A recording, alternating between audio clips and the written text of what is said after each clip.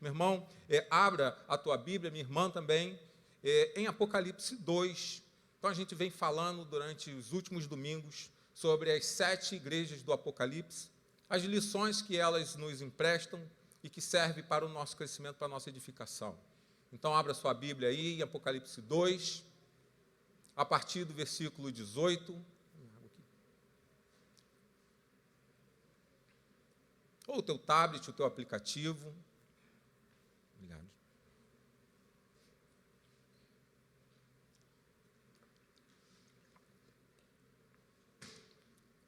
O texto diz assim: ao anjo da igreja em Tiatira escreva: estas são as palavras do Filho de Deus, cujos olhos são como chama de fogo e os pés como bronze reluzente.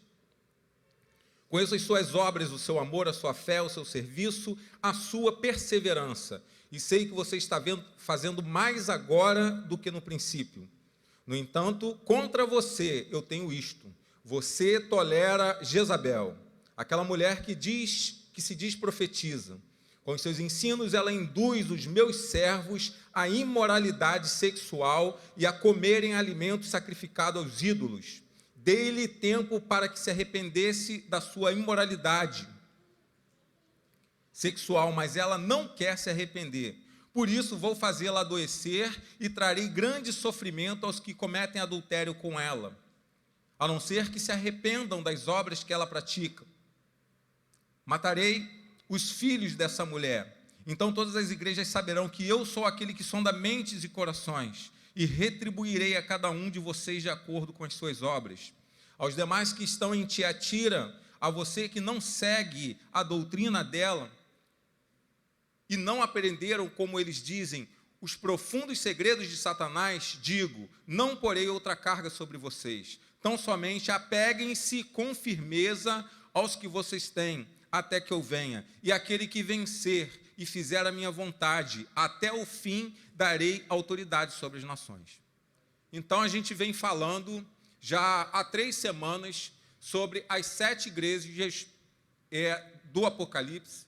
Então, João, um servo de Jesus Cristo, lá no 1º século da era cristã, ele foi chamado e teve uma visão de Jesus a respeito de coisas que aconteceriam nos últimos dias.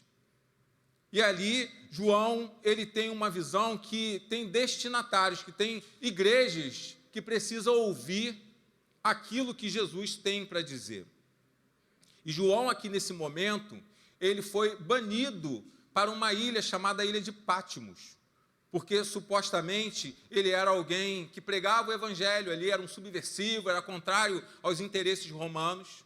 E essa ilha era um tipo de uma colônia penal em que as pessoas que eram contrárias ao império ou ao culto ao imperador, as crenças romanas, eram exiladas lá. Então João, ele é mandado para lá. Então talvez esse João aqui foi um daqueles últimos discípulos, ou um discípulo de Jesus. Então ele tem essa revelação de Jesus, e lá em Apocalipse, no capítulo 1, versículo 1, diz que numa visão fantástica, então ele vê o Cristo com uma voz estrondosa, como se fosse som de muitas águas. Ele vê o Cristo com uma face brilhante como um sol reluzente, uma imagem grandiosa de Jesus. E Jesus começa a revelar para ele, nesse ponto aqui, já no capítulo 2, ele fala: escreve aí, porque eu tenho mensagens destinadas a 7 igrejas da Ásia Menor. Apocalipse, só para a gente poder entender, essa palavra Apocalipse é uma palavra grega que significa revelação. Então, revelação, está aí na tela, significa descobrir aquilo que está encoberto. Você lançar luz sobre algo que está escurecido.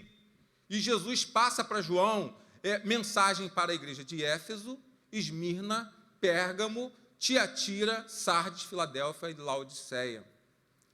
Cada igreja tem um tipo de comportamento, cada igreja tem uma característica muito própria. Cada igreja tem algo a ser consertado, cada igreja tem as suas peculiaridades, as suas situações bem específicas, tanto para o bom quanto para o ruim. E a carta, ela segue um esquema. Primeiro, ela apresenta Jesus Cristo, nesse caso aqui, fala que Jesus, ele tem os seus olhos como chama de fogo e os pés como bronze reluzente. Mas para cada igreja, Jesus ele é apresentado como uma característica grandiosa. Depois ele faz um elogio a uma igreja. Então, dentre essas 7 daqui, a única que não tem nenhum tipo, que só recebe elogio é a igreja de Esmirna. Não tem censura, que é uma abordagem que a carta faz também. Depois eles fazem uma chamada para o arrependimento. E depois essa mensagem de esperança. Então é o esquema de cada uma dessas cartas. Ela começa com a apresentação de Jesus, um elogio à igreja, uma censura por algo que a igreja está fazendo de errado, ou por algum comportamento que não é aprovado por Jesus Cristo. Depois chama ao arrependimento e passa a mensagem da esperança. Nós sabemos que a linguagem do Apocalipse é uma linguagem simbólica. Então, tem muitos símbolos aqui. Então, tem coisas aqui, cores, números, que a gente precisa compreender, porque por trás desses símbolos existe uma mensagem, uma verdade. Então, são figuras que vão representar uma realidade. Em alguns momentos, a carta ou o Apocalipse está falando de coisas que estão acontecendo na história. Quando fala de perseguição, por exemplo, de alguém que foi morto, como lá em Pérgamo. Então, ela trata do presente daquele tempo, ela fala de coisas que têm a ver com o futuro, fala de coisas que têm a ver com o passado, e misturando essa linguagem de símbolos, de figuras, para poder retratar uma realidade e, principalmente, passar a mensagem de Jesus Cristo. E de todas essas igrejas, Tiatira, ela é a menos importante em questão comercial, em questão de religiosidade, não era um grande centro político. Segundo alguns comentaristas aqui, diz que lá o culto que em todas as igrejas, em todas as cidades dessas 7 igrejas acontecia, que no caso era o culto ao imperador e a Roma, lá ele não era muito cultuado. Então a questão da idolatria existia lá, era algo perigoso, mas não era tanto quanto as outras primeiras igrejas que a gente falou, de Éfeso, de Esmirna. A cidade, ela comercializava um tipo de tecido chamado púrpura, e existiam lá aquilo que a gente conhece hoje aqui, tipo umas cooperativas, em que as pessoas se associavam, vendiam, recebiam e tal. E se a gente for ler no livro de Atos 16, 14, lá a gente vai ver que Lídia, uma mulher bem conhecida do Novo Testamento, da cidade de Tiatira, ela era uma vendedora de tecido de púrpura. E ela se tornou uma seguidora de Jesus Cristo através do evangelismo feito por Paulo naquele ambiente ali. Então, essa igreja, assim como as outras, elas têm algumas verdades, algumas lições também a nos oferecer. E a primeira delas e diz respeito à igreja.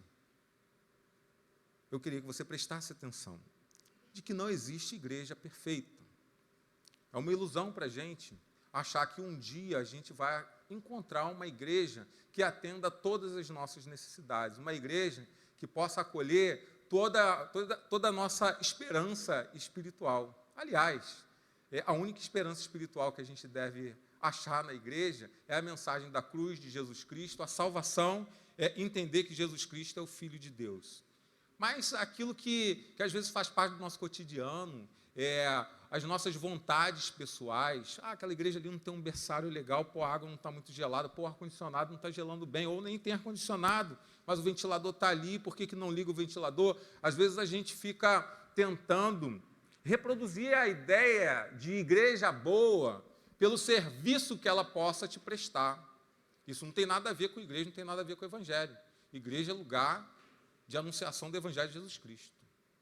É lugar onde você aprende, onde você deve compreender que Jesus Cristo é o Filho de Deus, o Salvador do mundo. Agora, pode existir uma igreja ideal, mas igreja perfeita não. Então, olha só o que o texto de Apocalipse fala a respeito da igreja de Tiatira. Fala lá no versículo 19 e diz: conheço as suas obras, conheço o seu amor. A grande maioria das igrejas do Apocalipse, elas tinham um problema com o amor. A gente viu que a igreja de Filadélfia, ela tinha um problema porque ela abandonou o primeiro amor. A igreja de Éfeso abandonou o primeiro amor, o amor que movimenta todas as coisas. Mas aqui não, aqui diz que essa igreja, ela tinha amor. Conheço as suas obras, o seu amor, conheço a sua fé, o seu serviço e a sua perseverança. e sei que você está fazendo mais agora do que no princípio. Porque os cristãos de Tiatira, eles demonstravam amor verdadeiro. E quando fala de amor aqui, fala daquele amor ensinado por Jesus. E qual é o amor ensinado por Jesus? É a gente amar a Deus de toda a nossa força, de todo o nosso entendimento, com toda a nossa capacidade de amar o próximo como a nós mesmos. Então, quando o Novo Testamento ele fala de amor, e aqui também está falando desse amor, é esse amor que vale. É o amor que você entra no coração de Deus e você se entrega a Deus com toda a tua intensidade e da mesma forma você retribui esse amor que você recebe e você tem com Deus, você retribui ele com o seu próximo. Então, Tiatira, o texto aqui está dizendo que ela demonstrava esse amor pelo seu próximo, ela tinha fé na palavra de Jesus Cristo e era uma igreja até perseverante em Deus. E qual era o resultado disso? Uma igreja que ama, uma igreja que tem fé, uma igreja que é perseverante, ela faz aquilo que Deus manda ela fazer. Então era uma igreja que servia. Diz que a igreja ela tinha serviço, que era resultado da comunhão dela com Deus. Então, se eu olhar aqui, eu vou falar, bom, eu tenho uma igreja perfeita. Das 7, com certeza, essa aqui é uma igreja que, se ela estivesse aqui na terra, seria uma igreja que eu poderia frequentar, se isso aqui for os quesitos ou os requisitos de uma boa igreja, baseado na minha expectativa. Então, enquanto Éfeso, como eu falei, abandonou o primeiro amor, o amor que motiva todas as coisas, Tiatira, ela é elogiada justamente por praticar esse amor de forma verdadeira. Só que o texto ele não para aí, e quando ele avança aqui no versículo 20, a gente vai ver Jesus fazendo uma censura para essa igreja. Ele fala, no entanto, ele fala, peraí, mas tem um porém. Vocês seguem aquilo que está no coração de Deus para que uma igreja possa seguir, que ela possa se orientar e possa servir, mas tem um porém contra vocês. Você tolera Jezabel, aquela mulher que se diz profetiza. Com os seus ensinos, ela induz os meus servos à imoralidade sexual e a comerem alimentos sacrificados aos ídolos. Então, Jezabel aqui, se a gente for lá no livro de Reis, do Antigo Testamento, aqui é uma figura, tá, no Apocalipse, que faz referência a uma mulher, a esposa de um rei, do rei Acabe, lá no Antigo Testamento, lá no texto de 1 Reis, no capítulo 16, narra a história dela. Ela foi uma mulher que ela era idólatra, era uma mulher imoral, era uma mulher dada a prazeres sexuais baseado na servidão sexual a deuses, a quem ela adorava, e ela pervertia o povo de Israel, os homens de Israel, a se tornarem imorais, ou a praticarem também imoralidades, e com isso eles se afastavam de Deus. E não era só isso, porque era costume do tempo comerem também comidas sacrificadas a outros deuses. Então, aqui nessa igreja de Tiatira, existia alguém dentro da igreja que ela tinha um pensamento dessa forma, ela tinha uma ideia, ou tinha uma doutrina, ela achava que isso era correto, achava que isso era compatível com o cristianismo, fazer aquilo que Cristo não diz, fazer aquilo que é contrário àquilo que as Escrituras mostram para que possam ser feitas. E pessoas acabavam entrando na dela ali. E a questão, no caso aqui, o texto é específico, diz que ela induz servos crentes da igreja à prática de imoralidade sexual. O texto não diz quais são, mas a gente pode imaginar qualquer uma que seja aquilo que é fora de um costume e da normalidade. E a comer alimentos sacrificados aos ídolos. Então, olha que coisa interessante. A igreja é uma igreja virtuosa, a igreja é uma igreja que ela ama, é uma igreja que persevera, é uma igreja que tem fé, é uma igreja que se dá ao serviço, mas é uma igreja que tem gente dentro que começa a movimentar pauzinhos e perverter pessoas. Tu conhece isso em igreja? Tu já participou de alguma igreja, de alguma comunidade que é assim? Você já ouviu isso aqui dentro da nossa igreja, talvez? Alguém fala, não é assim não. E o pastor está falando aquilo ali, mas, sinceramente, para mim não rola não, eu prefiro viver do meu jeito. Eu entendo de uma outra forma. Ela entende sobre amor, fé, perseverança e serviço, mas tolera no seu meio pessoa perniciosa. Tolera no seu meio aquilo que elas chamam e classificam, num sentido figurado aqui, de Jezabel, que ensina sobre práticas imorais e sacrifício, num lugar em que você precisa falar e praticar santidade. Dentro de igreja é lugar de se falar e de se praticar santidade. Como eu disse aqui é uma espécie de quartel onde a gente se prepara para a gente poder combater o mundo, para a gente poder anunciar o mundo com intrepidez, com firmeza. Então, se nesse lugar aqui a gente não se dá ao aprendizado, ao crescimento e principalmente à santificação, você não vai ser nada lá fora. O mundo ele vai te atingir toda hora, porque você não consegue ter o mínimo de preparo. E talvez isso possa acontecer, porque dentro do meio, você é mal doutrinado, no sentido de ouvir aquilo que não vem da voz de Deus, que não vem da palavra de Deus, que não vem da boca de Deus, que está escrito na sua palavra, que é revelado na sua palavra. Então preste atenção. As virtudes, tudo de bom que a igreja de Tiatira fazia, na verdade não era nada de extraordinário. Não passava de obrigação. Porque quando Jesus ele institui a igreja, é para isso. Jesus ele institui a igreja para a igreja aprender a amar. Ele institui a igreja para a igreja ter fé. Um firme fundamento, ter uma base consistente para quando o vento soprar, ela não se abalar. Para ela jogar semente em terra boa. Então isso é básico do evangelho, não é nada de extraordinário. Então você amar, você ter fé, falar, eu sou um homem de muita fé, tudo bem. É muito legal, você só está seguindo o evangelho, aquilo que Jesus disse. Você perseverar, a palavra de Deus diz que nós não somos daqueles que retrocedem, mas daqueles que avançam. Então Jesus, ele com todas as dificuldades que ele passou, ele avançou, e avançou para a cruz, avançou para o ruim. Mas ele não desistiu, ele poderia ter desistido, ele poderia ter ignorado, ele poderia ter descido do madeiro, mas ele não desistiu, ele falou, está consumado, eu fui até o fim. Sabe o que é isso? Isso é coisa de igreja, isso é coisa de cristianismo. Então, quando eu aceito a Jesus no meu coração, quando eu entendo que Jesus Cristo é o Filho de Deus, quando eu entendo que Ele é o Salvador do mundo, eu estou dizendo para Ele, eu vou aprender a amar diante de todas as coisas. Eu vou ter uma fé que não vai ser abalada por nada. Eu vou perseverar e depois, tudo que é espiritual em mim vai ter frutos no mundo, porque eu vou me dar o serviço. Eu vou servir.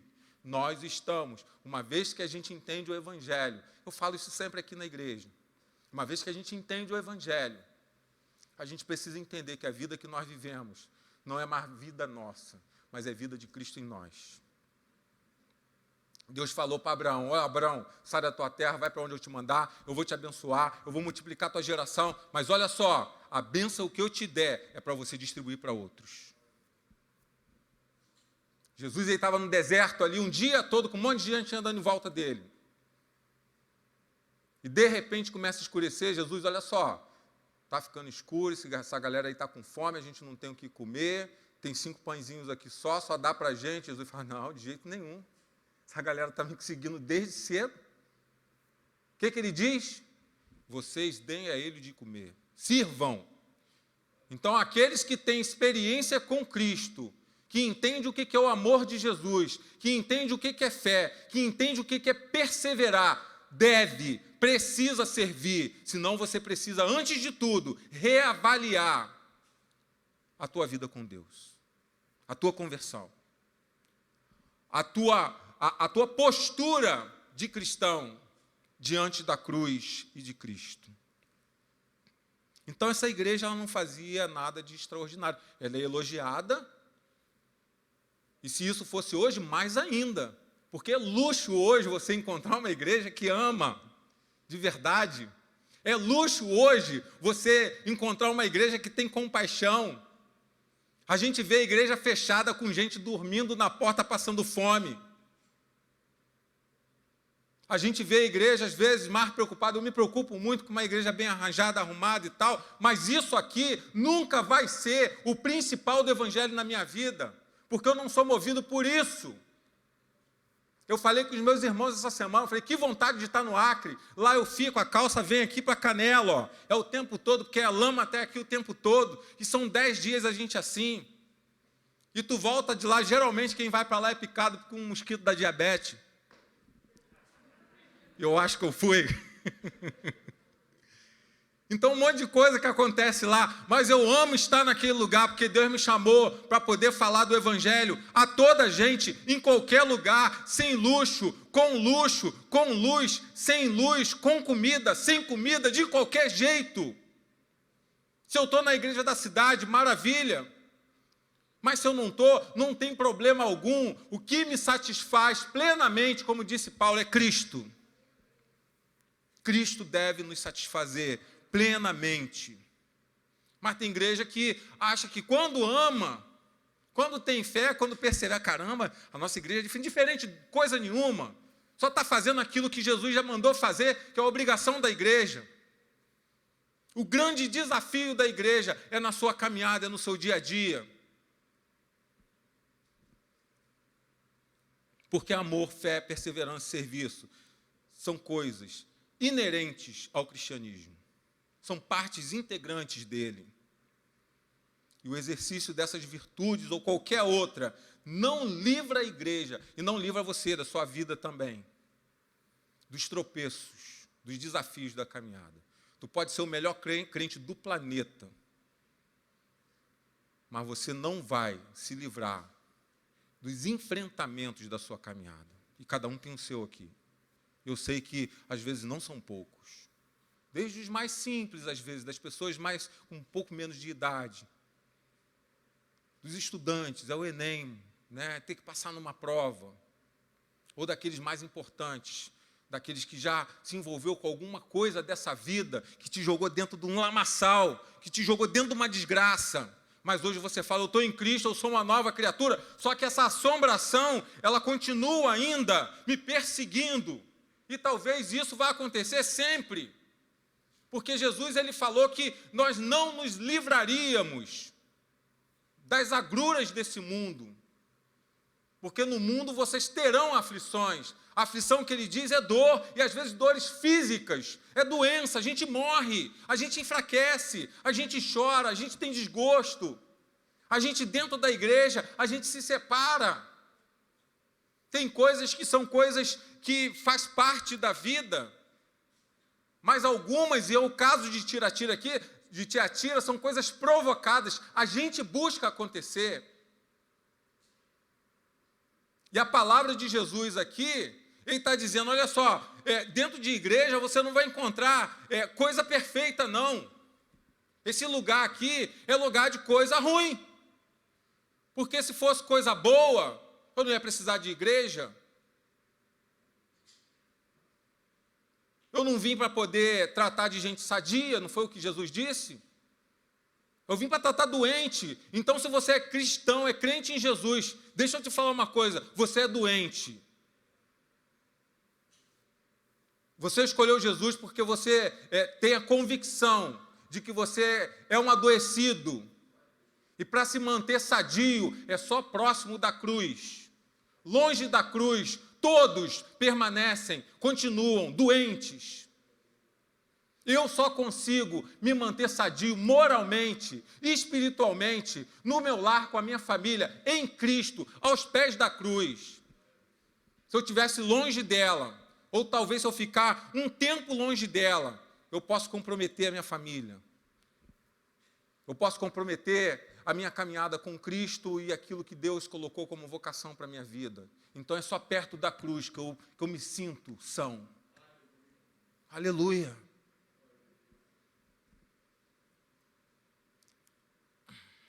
Porque se você vem para a igreja achando que nesse lugar aqui, ou você escolhe a igreja a dedo, uma vez, conversando com um rapaz, ele até ia vir para a igreja, não está aqui, na verdade, nem ficou aqui. E pastor, aí começou a me fazer um monte de perguntas sobre a igreja. Eu falei, rapaz, a igreja para esse moço aí tem que ser uma igreja, né, tem que ser o céu na terra.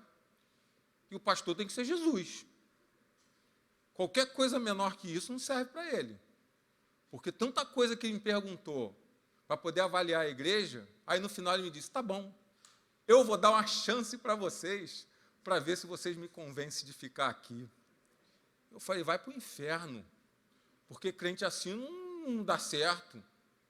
Imagina um cara desse no teu meio, o que vai acontecer? Jezabel, meu irmão, porque ele vai falar mal de tudo.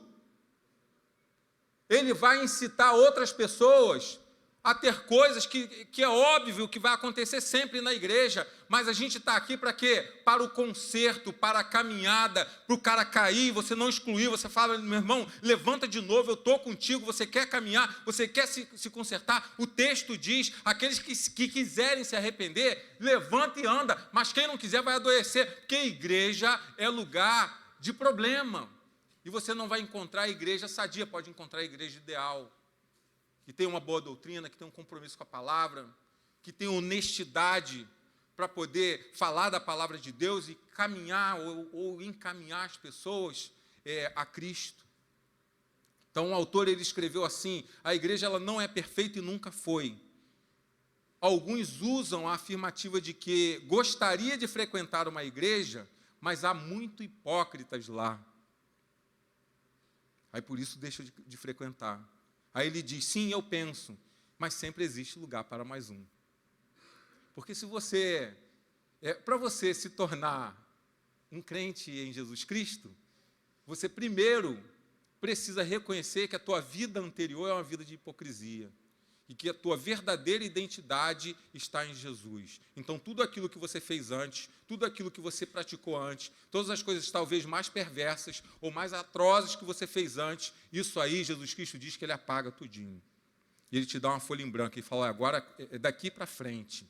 Mas você precisa reconhecer isso. Arrependimento significa isso, reconhecimento de que você vive até o momento de se encontrar com Jesus uma vida de hipocrisia.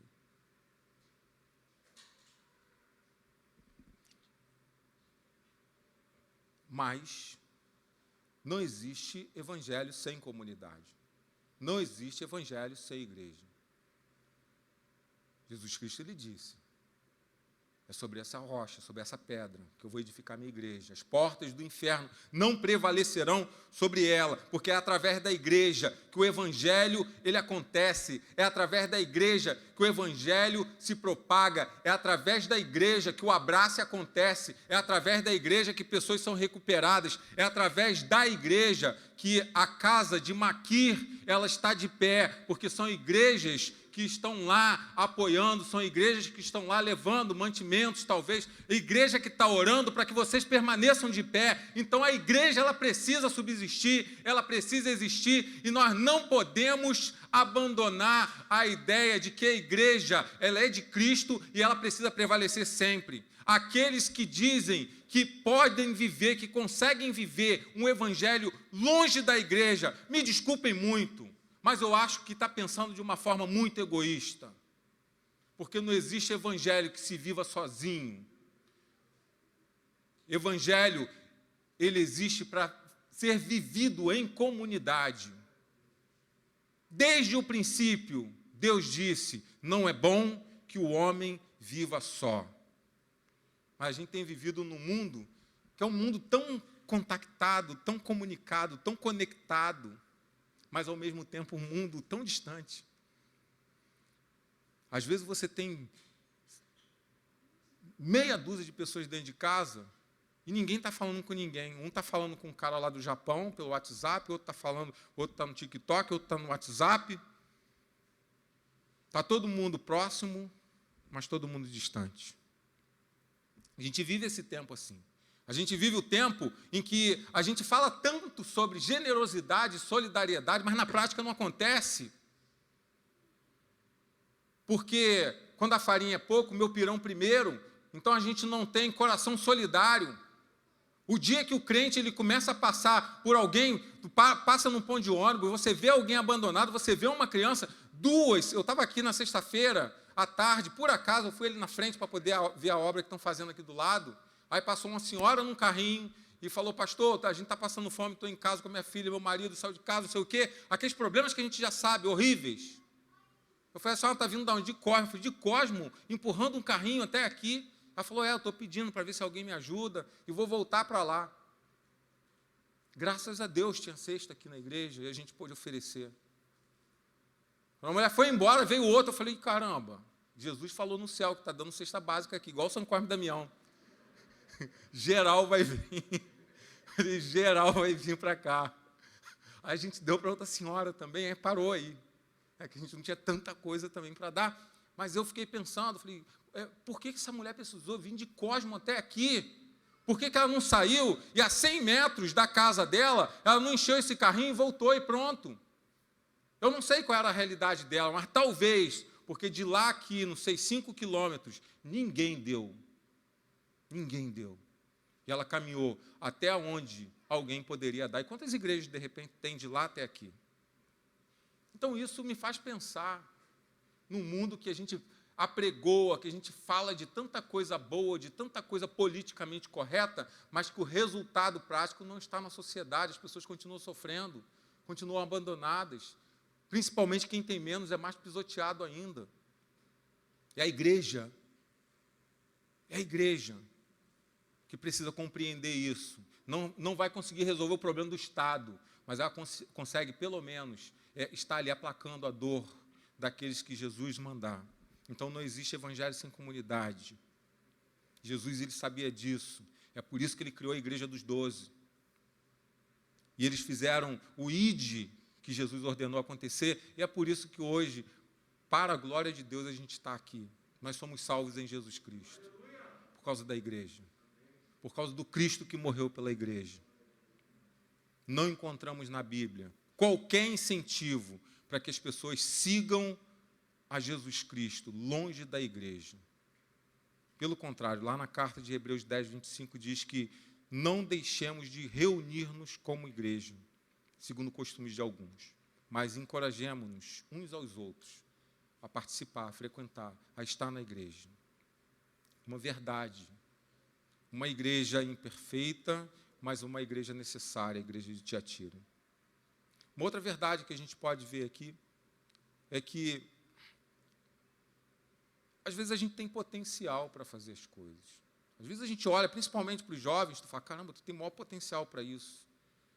Poxa, você tem várias habilidades, ou então você tem um interesse pelos estudos e você vai longe.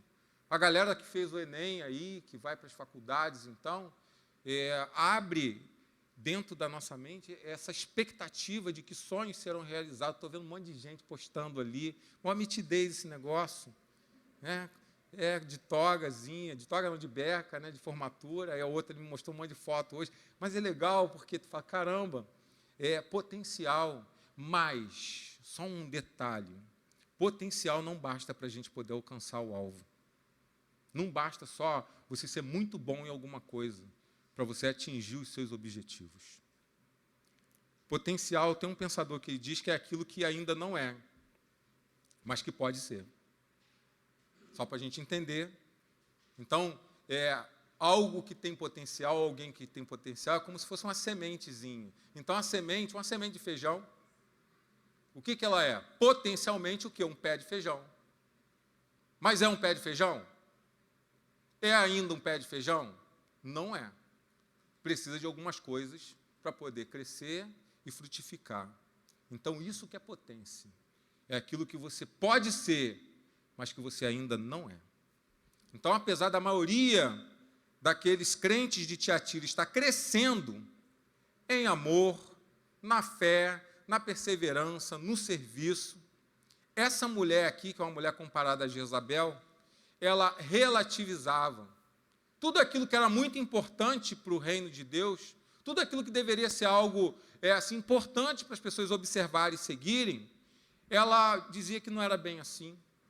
E principalmente nas questões de moralidade sexual, de perversão sexual e dos alimentos sacrificados aos ídolos.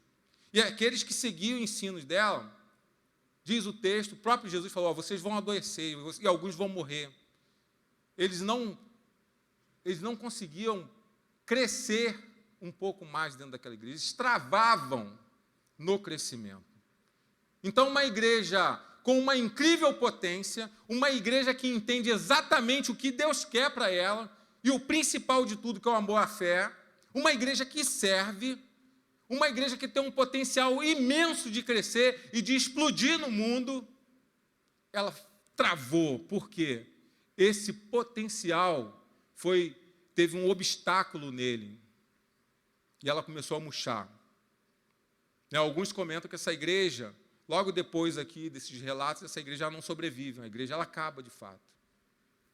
E lá no texto de Apocalipse 2:22, diz assim, por isso, eu vou fazer vocês adoecerem e trarei grande sofrimento àqueles que cometem adultério com ela, a não ser que se arrependam das obras que ela pratica. Então Jesus manda uma real ali para eles, fala, olha só, vocês têm potencial, vocês estão fazendo tudo certo, mas como que vocês têm caminhado? O cristianismo que vocês estão vivendo, como é que vocês estão andando com ele? Vocês estão indo na ideia de outras pessoas que estão dentro da igreja, e vocês com isso estão enfraquecendo, com isso vocês estão se distanciando. Sabe o que vai acontecer? Vocês irão adoecer, vocês deixarão de produzir frutos, se vocês continuarem nessa postura.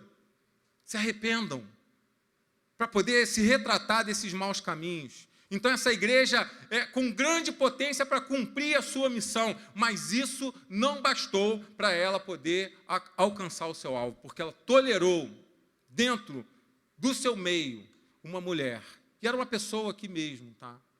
Uma mulher que ela disseminava tudo aquilo que é contrário, um estilo de vida pecaminoso, um comportamento que não é aquele comportamento que Jesus chama de comportamento, que é fruto de arrependimento. E aqueles que viviam adoeceram e sofreram. E muitos têm, dentro da igreja, adoecido e sofrido, porque não entende que ter potencial dentro de uma igreja não significa resultado, não significa coisa pronta, algo acabado. Porque vai exigir de você outra coisa, que é a caminhada. Que é a perseverança que fala aqui, mas uma perseverança que esbarra. A perseverança que Tiatira tinha, esbarrava naquilo que essa mulher começava a falar, e mudava a perspectiva deles, e eles começavam a pensar em outras coisas.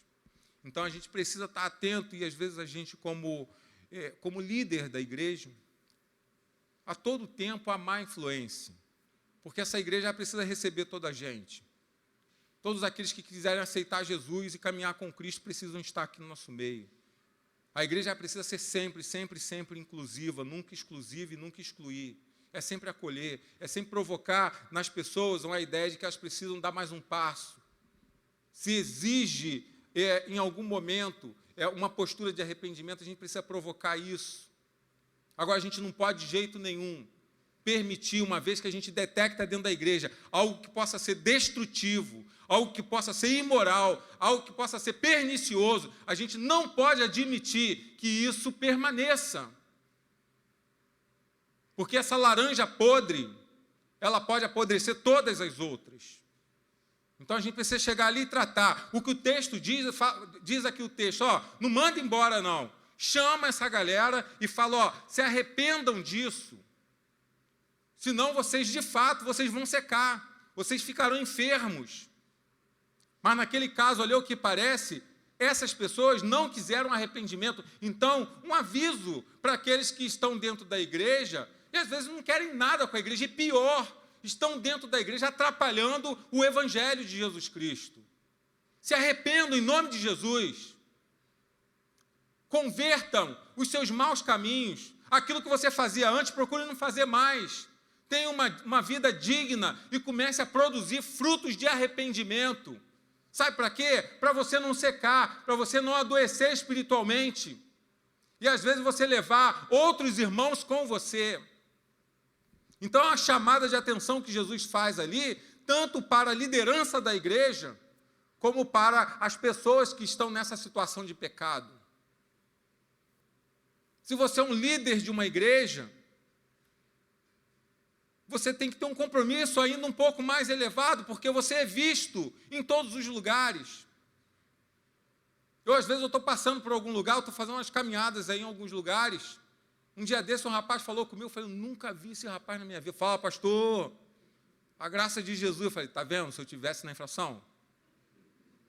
Se eu estou na infração, já era. O cara me conhece, eu nunca vi. Porque o apóstolo Paulo fala que nós somos como peças, personagens de teatro. E as pessoas estão assistindo a gente como se fosse um espetáculo.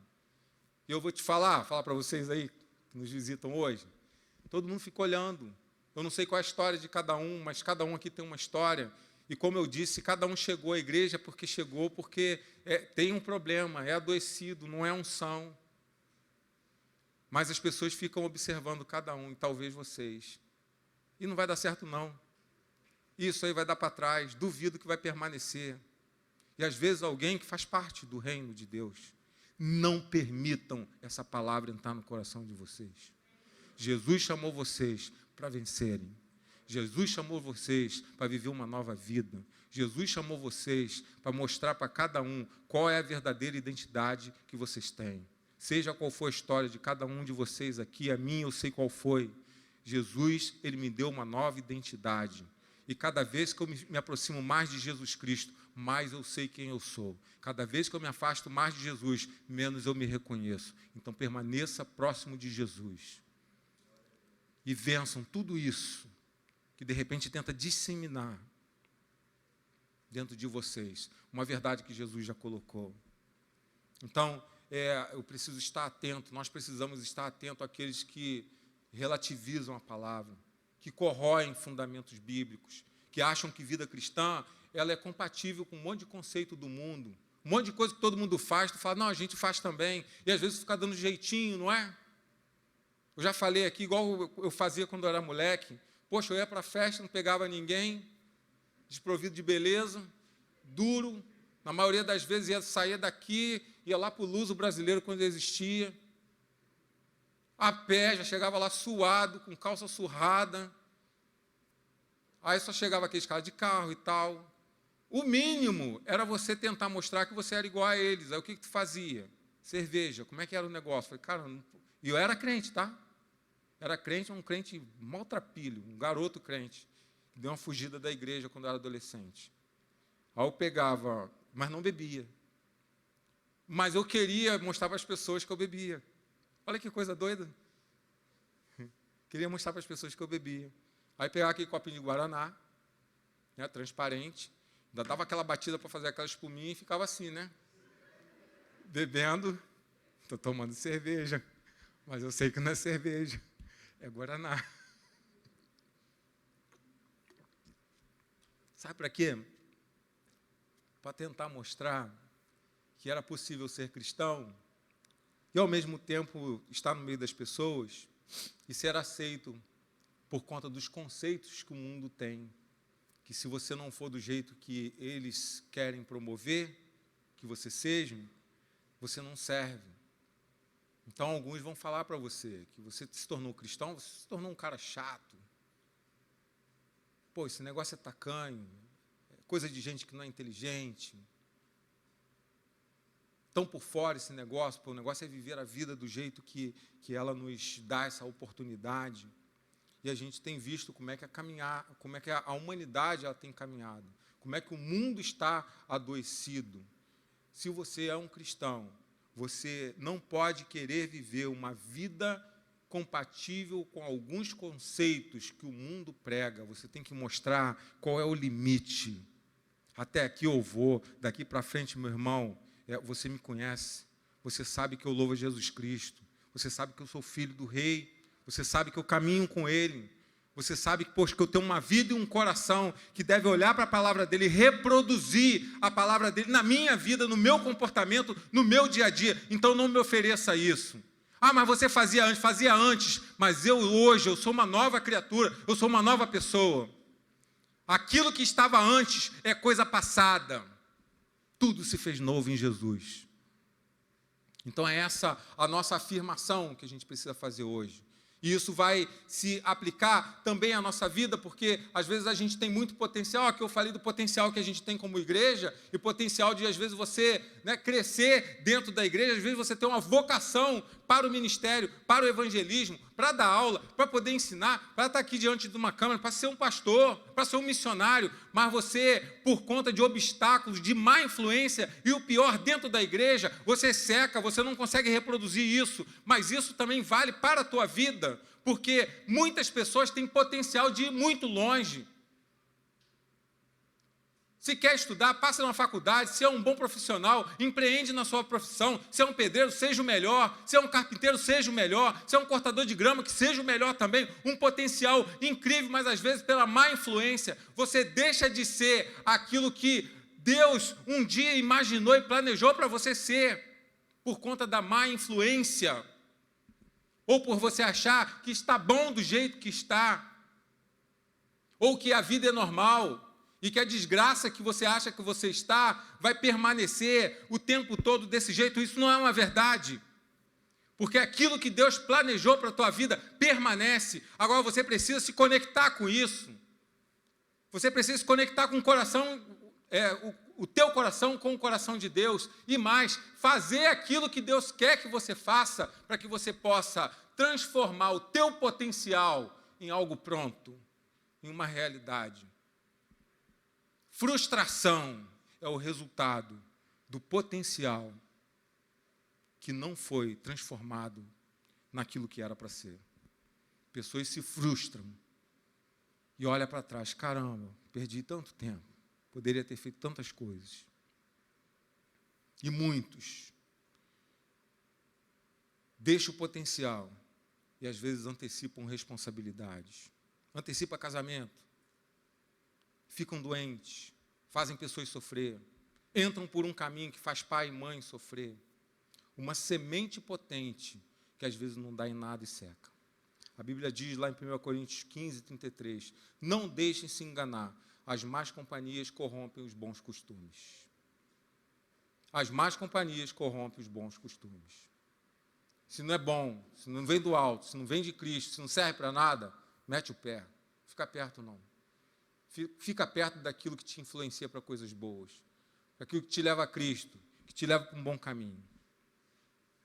Meu irmão, minha irmã, você que está em casa, seu alvo é Cristo, não fique de bate-papo, de conversa com Jezabel, ou dentro da igreja ou fora, em qualquer lugar.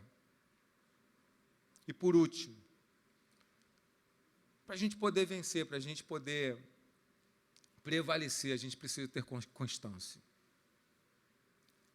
Então a gente vai ver no texto aqui que aqueles que não se deixaram levar pela doutrina errada de Jesus, pela doutrina errada conduzida por Jezabel, aqueles que aceitaram e permaneceram na doutrina correta de Jesus, Jesus também não deixou de mandar um recado para eles, não. Diz o texto em Apocalipse 2, 24, aos demais que estão em Tiatira, a vocês que não seguem a doutrina dela, de Jezabel, e não aprenderam, como eles dizem, os profundos segredos de Satanás, eu digo, eu não porei outra carga sobre vocês. Tão somente, é aqui que é a frase, tão somente apeguem-se com firmeza ao que vocês têm, até que eu venha. Então a gente viu que não existe igreja perfeita, existe igreja ideal. A gente viu que ter potência não significa que a gente está realizado, mas aqui a gente, para poder completar, a gente vai perceber que para a gente permanecer, vencer, prevalecer, a gente precisa ser constante. Porque não existe nada fácil, não existe vida fácil, não existe evangelho fácil. O evangelho fácil talvez é para a gente hoje. Porque a primeira igreja, essa igreja em que João estava, todos morreram, todos foram martirizados e não negaram a cruz de Jesus Cristo. Um monte depois deles também foram queimados na fogueira, e às vezes até a própria igreja, agindo de forma incorreta, matou pessoas honestas, pessoas fiéis, porque não existe também evangelho fácil. Vencer tanto na vida quanto no evangelho, exige, sobretudo, a constância, a permanência. E constância é justamente isso, é ato de continuidade, é persistência, é insistência, é obstinação. É você repetir, é você repetir, é você repetir de novo, até você aprender. E enquanto você não aprender, você repete mais uma vez, e você não para de nadar nunca, enquanto você não chega ao porto, que é o lugar seguro. O evangelho é isso, é por isso que o tempo todo nós somos convidados a prevalecer, a permanecer, a resistir todas as coisas. Quando Jesus ele diz na cruz, está consumado, Pai, é porque ele está dizendo também, eu venci isso tudo, eu não desisti da cruz, eu não desisti do mundo, eu não desisti da humanidade, eu não desisti do homem abandonado, eu não desisti daquele que vai precisar da minha palavra em 2021, se eu desistir agora, aquele está perdido lá na frente. É por isso que eu vou ser constante sempre, é o que Jesus nos chama para ser. A igreja ela é convidada para isso. Jesus está dizendo aos crentes de Tiatira, vocês resistiram a imoralidade e a idolatria para esses que resistiram. Então continuem, persistam, repitam incansavelmente toda a boa obra do evangelho, que é o amor, a fé, a esperança e o serviço. Paulo, diante da força do pecado da igreja de Coríntios, da imoralidade que existia na igreja também, ele vai escrever aos crentes de Coríntios, lá em 1 Coríntios 15, 58, meus amados irmãos, sede firmes e constantes, sempre abundantes na obra do Senhor, sabendo que o seu trabalho não é vão no Senhor. Deus está vendo o que você está fazendo. Deus sabe se você é meia boca. Deus sabe se você persevera. Deus sabe se você está fraco, mas você quer ser forte. Deus sabe obstáculos que de repente está diante de você e que você não queria que estivesse, e tu fala, Senhor, tire isso diante de mim, mas eu não vou desistir do teu nome, eu não vou desistir do teu sacrifício, eu não vou desistir da boa obra que o Senhor está fazendo na minha vida, eu quero permanecer. Isso é postura de igreja, isso é postura de crente, é isso que Jesus está falando para essa igreja de Tiatira. O que tem te fazido desistir? Você tem trocado o evangelho por quê? Você tem colocado coisas à frente do evangelho por quê? Qual foi a última vez que você leu a palavra de Deus, um texto bíblico, indo para o trabalho, num podcast, dentro do ônibus, uma frasezinha? Qual foi a última vez que você meditou na palavra de Deus? Qual foi a última vez que você orou ao Senhor com todo o teu coração e você colocou toda a tua tristeza, toda a tua indignação, todos os obstáculos da tua vida diante dele? Qual foi a última vez que você e a tua esposa, vocês dobraram o teu joelho em casa, ou os dois leram a palavra, refletiram na palavra e orou ao Senhor? Qual foi a última vez que isso aconteceu? Qual foi a última vez que você teve um gesto de fidelidade de dizimar? Há quanto tempo você não dizima? Você não dá uma oferta para o sustento do reino de Deus? Como que está a tua vida? Quem não faz isso não tem constância. E como que eu aprendo a fazer isso? Tem coisas que não vai vir no natural. Eu preciso repetir, repetir e repetir de novo, e repetir de novo, e mais uma vez até isso entrar no meu sangue. Eu falo, agora entrou. Agora está consumado, agora é desse jeito. Tem coisa que vai ser fácil ou mais simples. Agora a maioria, principalmente os grandes desafios que a gente tem na nossa vida e na caminhada com Cristo, exige constância, permanência, repetição. Não ceda, apegue-se com firmeza a essa promessa de Jesus. Olha só o que ele diz aqui para a gente terminar. Apocalipse 2:26. Maravilha isso aqui. Aquele que vencer e fizer toda a minha vontade até o fim, eu darei autoridade. Aí você é reconhecido. Você não precisa ser reconhecido pela quantidade de dinheiro que você tem no bolso.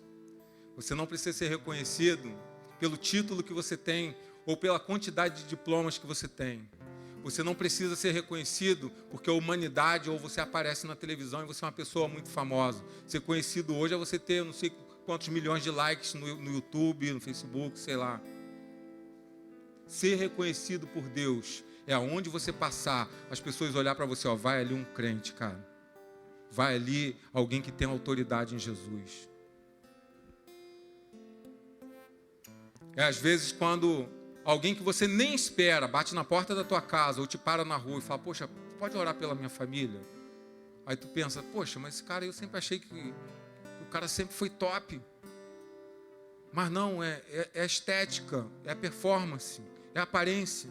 Por dentro, vazio, seco às vezes, destruído. Mas quando você tem autoridade, você não precisa ter nada desse mundo. Quando você tem a autoridade de Jesus, você não precisa ter nada desse mundo. Que você permanece e prevalece sobre todas as coisas. Amém.